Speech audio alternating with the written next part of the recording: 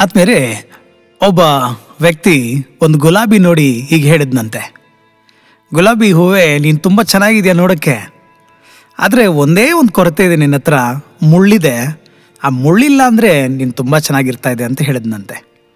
ಹಾಗೆಯೇ ಆ ಕಡೆ ನೋಡಿದಾಗ ಒಂದು ಕೋಗಿಲೆ ಕೂಗ್ತಾ ಇತ್ತಂತೆ.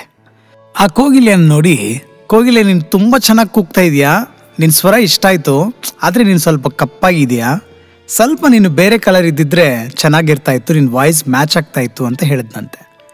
ಹಾಗೆ ನಡ್ಕೊಂಡು ಮುಂದೆ ಹೋಗ್ತಾ ಇರುವಾಗ ಸಮುದ್ರವನ್ನು ನೋಡಿ ಅವನು ಹೇಳಿದ್ನಂತೆ, ಸಮುದ್ರವೇ ನೀನು ಎಷ್ಟು ಚೆನ್ನಾಗಿದೆಯಾ, ವಿಶಾಲವಾಗಿದೆಯಾ, ಎಲ್ಲ ಓಕೆ, ಆದರೆ ನೀನು ಸ್ವಲ್ಪ ಉಪ್ಪು, ನಿನ್ನ ಹತ್ರ ಈ ಉಪ್ಪಿದ್ದಿಲ್ಲ ಅಂದರೆ ನೀನೇ ಬೆಸ್ಟು ಅಂತ ಹೇಳಿದ್ನಂತೆ.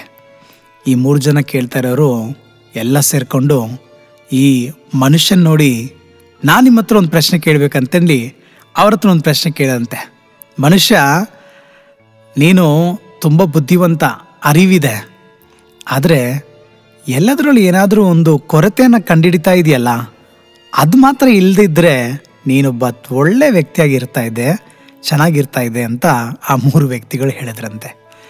ಆದ್ಮೇಲೆ ಜಗತ್ತಲ್ಲಿ ನಮ್ಮಲ್ಲಿ ಕೊರತೆಗಳನ್ನು ಕಂಡುಹಿಡಿಯೋರೇ ಜಾಸ್ತಿ ಇರ್ತಾರೆ, ಆದರೆ ನಾವು ಈ ಕೊರತೆಗಳನ್ನು ಕಂಡುಹಿಡಿಯುವ ವ್ಯಕ್ತಿಗಳ ಜೊತೆಗಿದ್ದಾಗ ನಾವು ನಂಬಿಕೆನ ಕಳ್ಕೊಂಡ್ಬಿಡ್ತೀವಿ. ಇವತ್ತು ನಮಗೆ ಬೇಕಾಗಿರೋದು ಆದ್ಮೇಲೆ ಎಷ್ಟೇ ಬಲಹೀನತೆ ಇದ್ದರೂ ಕೂಡ ನಮ್ಮಲ್ಲಿ ಒಳ್ಳೆಯದನ್ನು ನೋಡುವ ವ್ಯಕ್ತಿಗಳ ಜೊತೆಗಿದ್ದಾಗ ಮಾತ್ರ ನಮಗೆ ನಂಬಿಕೆ ಹುಟ್ಟುತ್ತೆ, ನಾವು ನಂಬಿಕೆಯನ್ನು ಬೇರೆಯವರಿಗೆ ನೀಡೋಕ್ಕಾಗತ್ತೆ. ನಮ್ಮ ಜೀವನದಲ್ಲಿ ನಾವು ಸಂತೋಷವಾಗಿರಬೇಕಾದ್ರೆ ಆದ್ಮೇಲೆ ಮಾಡಬೇಕಾಗಿರೋದು ಒಂದೇ ಒಂದು, ಎಲ್ಲರ ಹತ್ರನೂ ಏನಾದರೂ ಒಂದು ಬಲಹೀನತೆ ಇದೆ, ಕೊರತೆ ಇದೆ.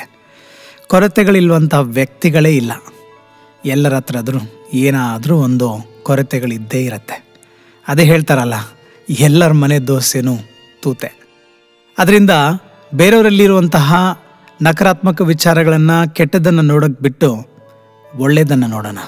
ಯಾಕಂದರೆ ಒಳ್ಳೆಯದನ್ನು ನೋಡೋರು ಇವಾಗ ಜಾಸ್ತಿ ಬೇಕಾಗಿದೆ.